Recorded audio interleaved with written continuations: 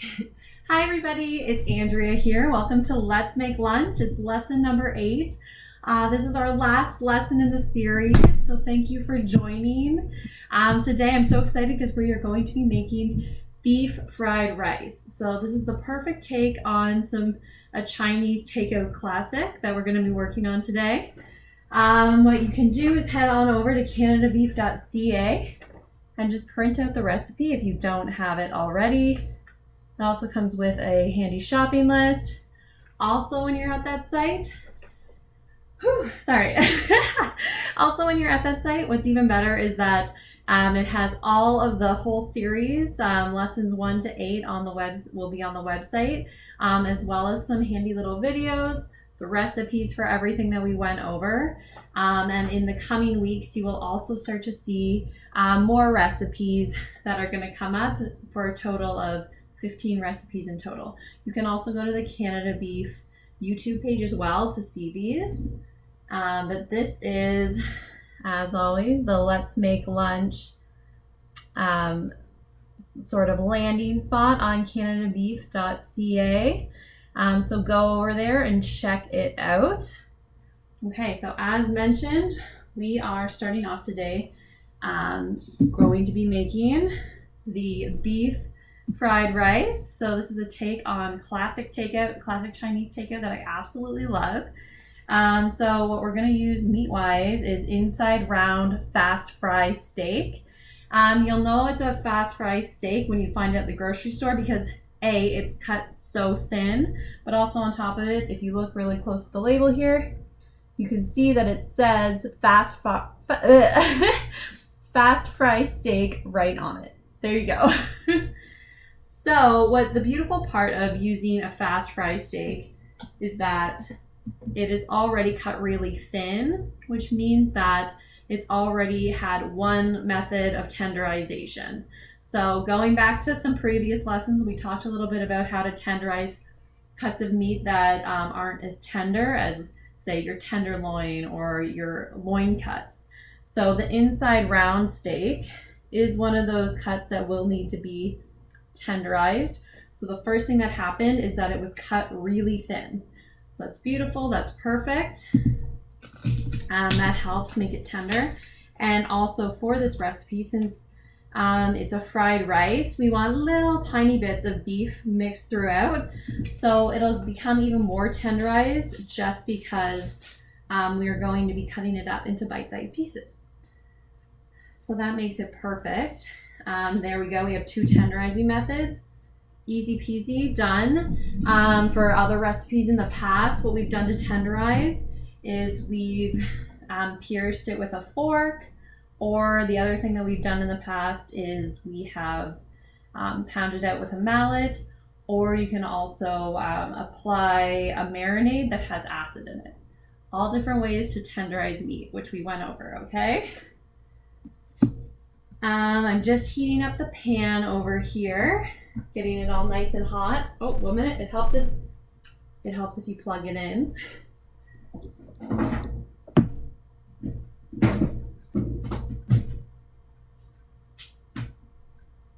There we go. We're all plugged in. So I'm going to add a little bit of oil to the pan while it's heating up. Okay, so I went a little bit over beef. But if this is your first lesson, don't worry, you can catch the previous lesson. But the previous lessons at canadabeef.ca. But just so you know, I always go over at the beginning. I think you guys all know this by now if you've been here for a while. Hair up if you have long hair. Make sure your hands are washed with warm soap and water for 20 seconds. Rinse and dry. Wear an apron if you don't want to get your clothes dirty. And we're good to go. That's the basics of food safety right off the get-go. So we're still waiting for the pan to heat up a little bit. We have our beef here. We have our beautiful cuts that we were just discussing. And first things first, what we want to do is we want to season it. So in this bowl, I have a little bit of salt and pepper. I'm just going to mix it together. Here, I'm just going to rearrange everything so you guys can kind of see what I'm doing a little bit better as I'm mixing everything. Another beautiful part of fast fry steaks is it's right in the name. They cook so quickly. So that just makes it for the absolute perfect easy dinner solution because they just cook so quickly. So that's part of the reason why we're using them in this recipe. Just keeps it quick. There we go. I mixed together the salt and pepper a little bit. There we go. And I'm just going to sprinkle the salt and pepper over the beef on both sides. This is a very culinary technique, as you want to always make sure that when you're cooking meat that you season it before you cook it, okay? So, and usually seasoning is referring to just the simple act of putting salt and pepper, but you could also add other things, like if you wanted to add garlic powder or anything along those lines, that would also work. Just flip this over. Perfect. We're going to use all of this. You just have to make sure that it's well distributed and well seasoned. So make sure that the beef within the dish is very flavorful. There we go. So this is all ready to go into the pan. We have our pan over here, and I can just feel that it is heating up over here. So I'm going to just pull everything over so you guys can see into the pan a little bit better. While I'm cooking. There we go. And I just simply am going to put the beef in the pan.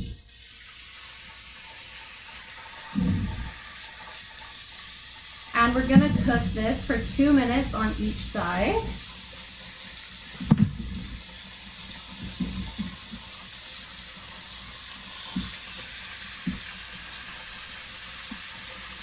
And it's so thin, you know it's going to cook all the way through, but it's still a solid cut, which is just perfect. Okay, so that's kind of cooking away right now. I've just handled meat, so I'm just going to take this opportunity as I move, because I'm going to be moving into chopping up veggies and that kind of stuff now, to wash my hands to make sure that I'm not cross-contaminating, right? Food safety first, everybody.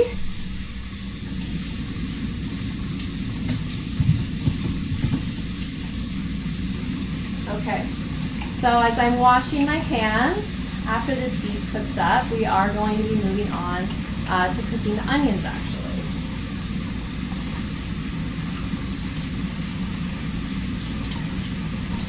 I'm going to show you guys a couple of tips and tricks in here.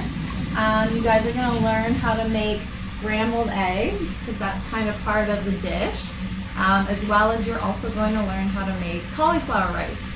Super easy, and I know you guys will love to incorporate cauliflower rice into your regular rice dishes as well. Okay, so as this is just cooking away. Oh, also, I did want to mention, when you're looking for different cuts at the grocery store, and I know a lot of times you can go in and you're not quite sure which cut to pick. And I've mentioned previously the fact that usually when you're reading the labels, they'll give you a hint, like they'll say like, oh, this is a marinating steak, or this is a grilling steak. They'll give you some ideas. But if you need a little more guidance, Canada Beef actually has an app called the Roundup app. And it helps guide you on different cuts, like what different cuts are best used for. You can use it right at the grocery store. Makes it super easy and convenient to figure out the best cut of beef for whatever dish you're trying to make at home. So I highly recommend that app. Moving on to, because after we cook this beef, the next thing that's going to happen is we have to cook up the onions, and we're gonna cook up the cauliflower rice portion of this recipe, okay? So it's as simple as, all we're gonna do is grate some cauliflower. That's it. You use the big teeth right here on your cheese grater, and you grate it. And we're gonna go for 2 cups. That's gonna be in this recipe. This recipe calls for 2 cups of rice, of regular rice, and 2 cups of cauliflower rice, okay? So I'll just point you down. The beef is kind of cooking away. You can see it going. Put this to the side for now. Actually, I will flip the beef quickly.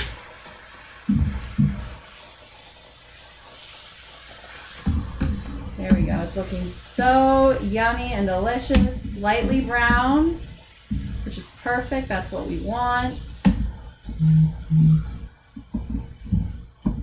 There we go. So yeah, the beef is looking very good right now as it's cooking away. And then, okay, going back to the cauliflower. Actually, here, I'll hold this up, see? It's looking very good, right? Okay, so the cauliflower rice, all you want to do is just grate these, okay? You can use the stalks as well. So don't be shy about using the stalks, this part of the cauliflower rice as well. It is all good when making cauliflower rice. Because just like the beef, when you make like little things of cauliflower or things of vegetables smaller like this, it's going to easily make it more tender, just because it's always easier to chew, right? When everything is kind of in smaller pieces. So we're just gonna grate this till we get about 2 cups. I also did want to say that so when we do cut the beef into little pieces, something that's great about cutting it into little pieces is that it actually cuts the meat fibers that are all throughout the beef, and that's fantastic. That is actually what's tenderizing it, is that if you're cutting those fibers and shortening them, you're just automatically making it easier to chew, because you don't have to chew through them. They're already cut into smaller pieces. So that's why it helps tenderize. Okay, so we're running along really well here. And you can kind of see, look, take a look at that. It's kind of I gotta point you guys down for you to see. But you can see it's kind of like, that's like the consistency of regular rice, roughly, right? So that's really what we're going for. We want it to be similar in consistency so that it all blends in well together.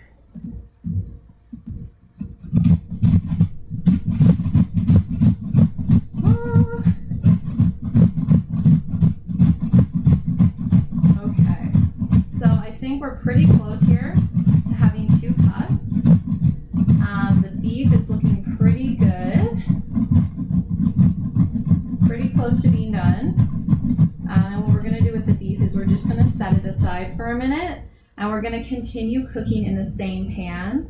This is a great way to add more flavor into the dish, right? Because all of that delicious browning that happens in the bottom of a beef pan is going to, that's all flavor. So let's make sure that it gets into the dish, right? No need to use a fresh pan. That's a great thing about this recipe. It's a 1-pot dish, so that is less dishes. And on top of that, it's great for feeding a crowd. Just because anything like a casserole or 1-pot dish with everything mixed in is always fantastic, because it just goes a little bit further when you're feeding. Maybe you have a big family, or maybe you're having a couple of guests over, that kind of thing. Okay. So our cauliflower rice is all grated. And here, I'll just point you down for a second. You can kind of see the consistencies are somewhat similar. So that'll be perfect to mix together. And also what I love about cauliflower rice is it's such an easy way to add another vegetable in. You know that is something that I am big on. We are always trying to add more veggies into our diet and into our meals without even realizing it. So this is another great way to do it. So if you guys have any other additional tips or tricks on how to get more veggies into your meals, please comments. We'd love to see the comments. We have people waiting by if you have any questions, to answer them, as well as we'd love to see pictures of your family's cooking adventures, and I want to know how your recipes come out. I hope you have been enjoying everything along the way, but I'm pretty sure you're gonna love this one. Okay, so the beef, you can see it's well cooked, perfect. We have a little bit of browning on it, exactly what we want. So I'll just take it out of the pan. There we go. Beautiful. Okay, I'm gonna turn this pan down just a touch. Next, what we're doing, so there's already that delicious beef flavoring. We're gonna be adding in the onion. I've already diced it up here. Sorry, it's a little hard to see. There we go. Into the pan it goes. Perfect. Stirring it up.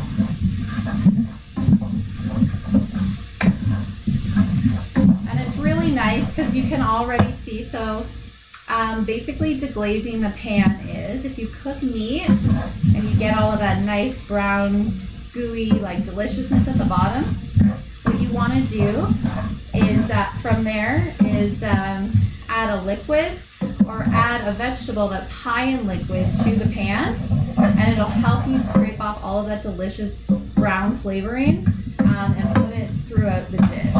So you can kind of see my onions. They're not brown because they've been cooking for long. They're brown because we picked up all of this delicious beef flavoring, and it's now mixing in with the onions. So it's perfect, right? Here we go. So we cook the onions. And next, all we have to do is just add in our delicious cauliflower rice. So I'll stir that in.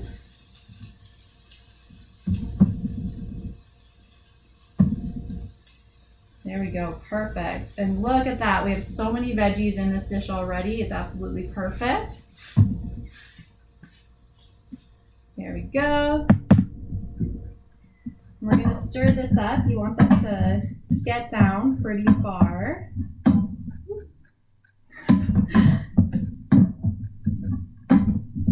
kind of just soften everything a little bit. That's the goal here, is to just make sure everything's softened. I did get a couple of bigger pieces of cauliflower in here, but that's okay. I personally like cauliflower. They do also, in some grocery stores and some brands, sell cauliflower rice where you can just buy it in the freezer section. So that's also a good option if you don't want to buy cauliflower and grate it. But it's kind of fun to know that you can make it yourself at home. Okay, so this is cooking up. You can kind of see it going. So while that is cooking down a little bit and just softening a bit, what we're gonna do is we're gonna move on to the eggs, okay? So I have a bowl here, and I have 4 eggs, and I'm just gonna whisk them together. So this is basically, we are putting scrambled eggs basically directly into this recipe because it is a one pot meal.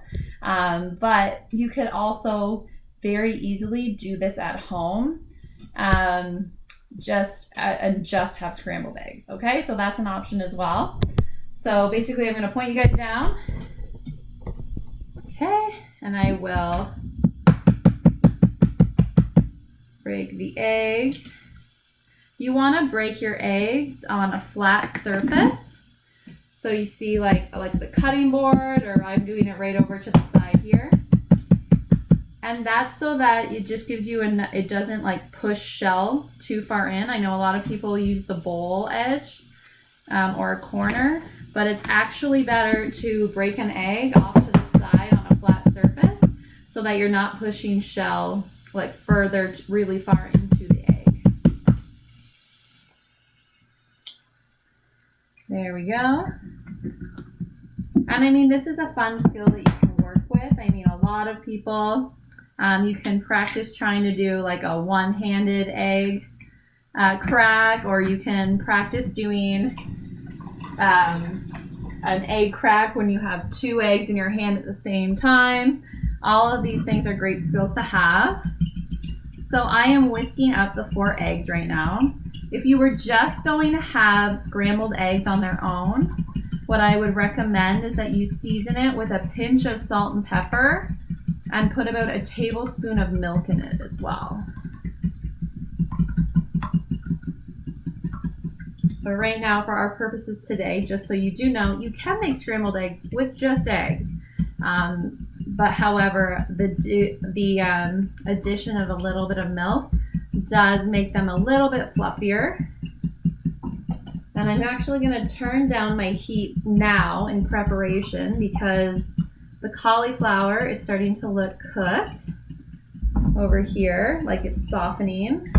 And the key to making really good light and fluffy scrambled eggs is that you want to have a low temp cooking temperature, okay? So think that you want it to be around, if you're on your stovetop, probably around a level 4 is perfect.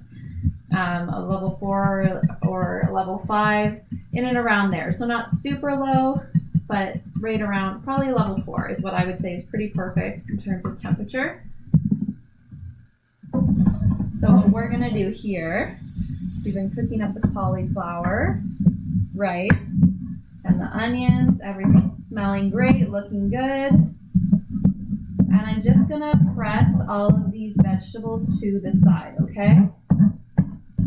Oh yes, and if you're doing scrambled eggs, you would want to probably put butter or a little bit of oil in the bottom of the pan, heat it up over low heat, level 4, and then you pour the egg mixture in, okay? The beaten egg mixture in.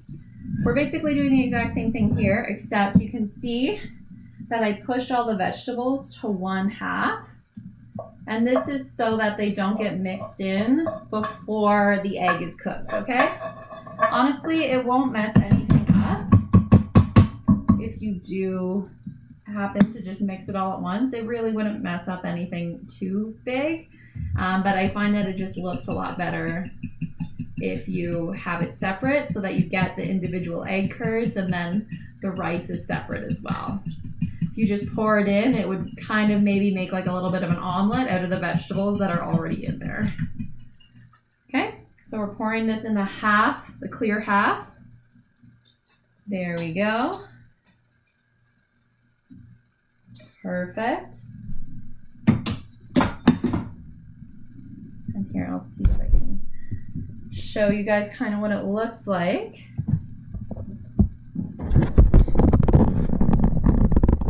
See that it's taking up more than half the pan actually, and it's on low heat, but it will slowly start.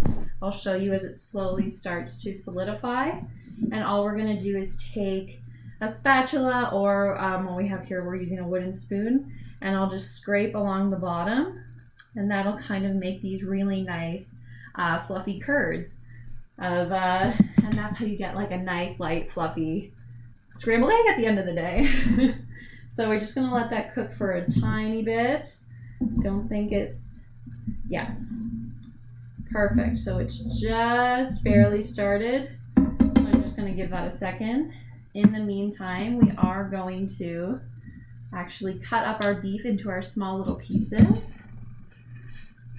So we have our delicious looking beef fast fry steaks, which took no time at all to cook, which is absolutely fantastic. I'll put that over here.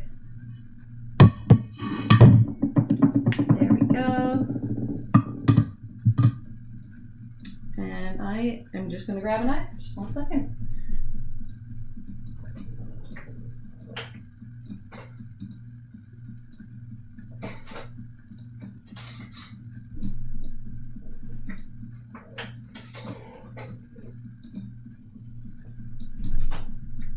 I feel like I must have just used my chef's knife. So this is actually a new knife that we're introducing. And this is a little more advanced. I don't expect anybody to really use this, but just so you know what this is called a boning knife that I will just use to cut up the beef today because it's not a huge deal. But a boning knife is actually what would you would use, say, if you have like a roast beef and there was a bone in it and you were trying to like maneuver around it. So this is what chefs use if they really need to do something that involves a lot of maneuvering around and very precision cuts, but in the terms of using like a bigger cut of meat. Okay? Okay. So actually, before I show you guys the beef, I am going to show you guys. There we go. You can see the egg is setting up. So I'm just going to kind of scrape. You can see it's kind of making curds right now. So it's not all that complicated at all. It's really simple to do. And the brown that's in the scrambled eggs is just like kind of the onions and beef, and some of the veggies have mixed in a little bit. But you can see that mostly it'll stay separate until it all comes together. Okay. So here, I'll kind of lift it up to show you guys that it is setting up really nicely. You can see that their curds looking a little bit more like an actual scrambled egg that can be mixed in, right? And you basically want to do this until it's just dry, and then you want to mix it all in together.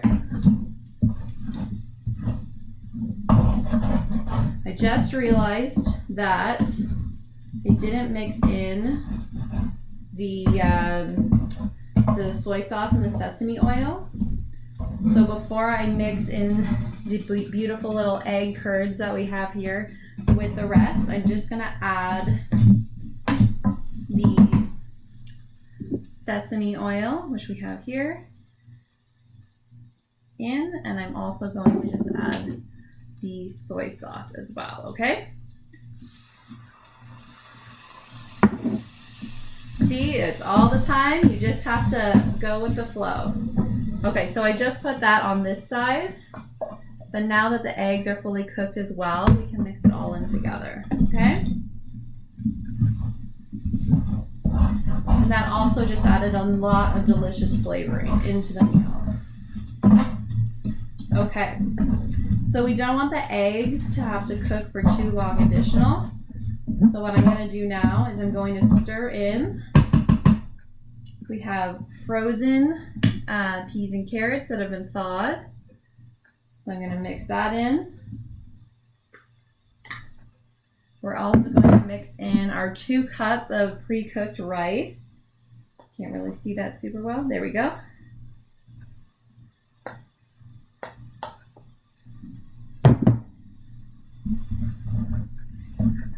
There we go. And all of these delicious flavors are just going to kind of like stick to the rice as well.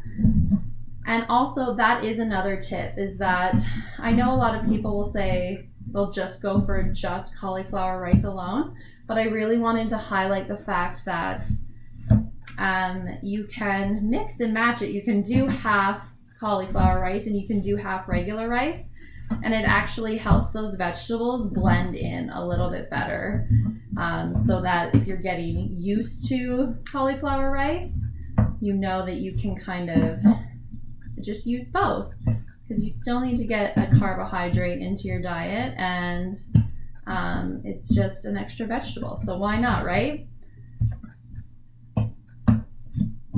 Okay, so this is coming together nicely. I'm going to turn off the burner just for a second because I still have to cut up my beef, but you can kind of get the picture of how like easy and beautiful this meal really is, which is so fun and bright with the peas and carrots in there. It's super easy, really, at the end of the day. Okay, so I'll point you guys down so you can see the beef. Here we go.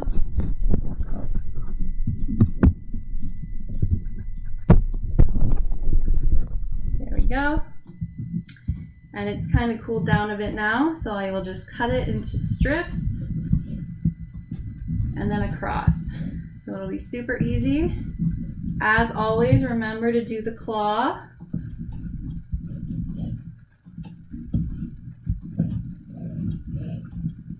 There we go. And then you just cut it across again. And that's how you get some nice, beautiful bite-sized pieces of beef to mix into the dish.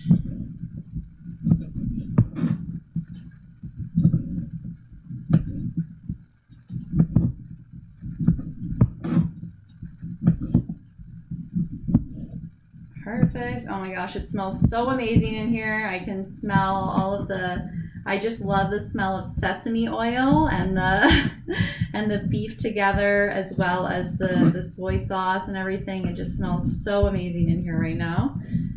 This is definitely making me hungry for some lunch. There we go. And you can see that we're getting so much delicious protein in this dish between the beef as well as the eggs. We have our carbs, which are coming from the rice.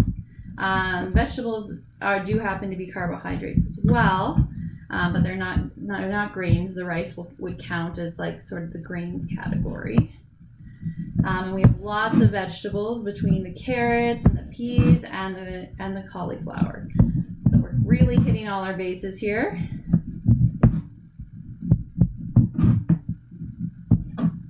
There we go. We're almost done cutting up the beef. There we go. And you'll remember from previous, what we went through is talking about all the different knives that we went through in all of the 8 lessons. So we went through a chef's knife, which is what is most commonly used. We went through using a paring knife, and I told you a little bit about a boning knife as well, although you will not probably need to use one soon, but it's always good to know what they're called. Okay, and now I'm going to put the beef in, and then we're pretty much done. It's just that easy. It's very protein rich, lots of veggies, our carbs. This is another perfect example of Health Canada and their new guidelines about having 50% of your plate vegetables, having quarter protein, and a quarter as a grain or a carbohydrate. Absolutely perfect. Just mixing this all together. Smells so good. I can't wait to eat this. There we go. And there you have it. It's an all-in-one, one-pot meal. Perfect. You can see it here. And then I'll just sprinkle some green onions on top. Even more veggies. And it just adds a nice color as well. I'll just sprinkle that on top.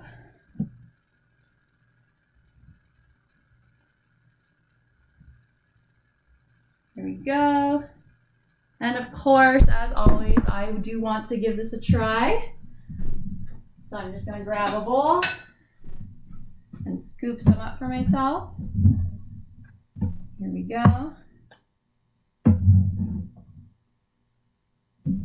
Perfect. This looks amazing. And this is also the perfect example that you can make so many different things at home when it comes to try next time when you're out for dinner. Try thinking about, hey, could I make this at home? Could I do it? And give it a try and just let us know how it goes. Share any of your adventures. I'm going to take a bite of this. So good. Tastes just like Chinese takeout. Absolutely perfect right there. We have it, our beef fried rice.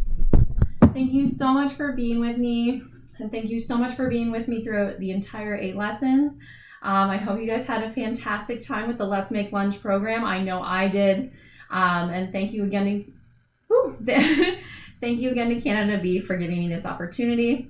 Once again, I'm always out to different schools, working with different teachers and different educators to help teach students to make better health decisions and how to cook, and really just improving their food skills. So thank you so much for being with me, and until next time, you can get everything on the canadabeef.ca website at Let's Make Lunch. And as mentioned, it will be the 8 recipes that we went over. but in total there will be 15 recipes that you can give a try. So thank you so much for being with me, and until next time, bye guys!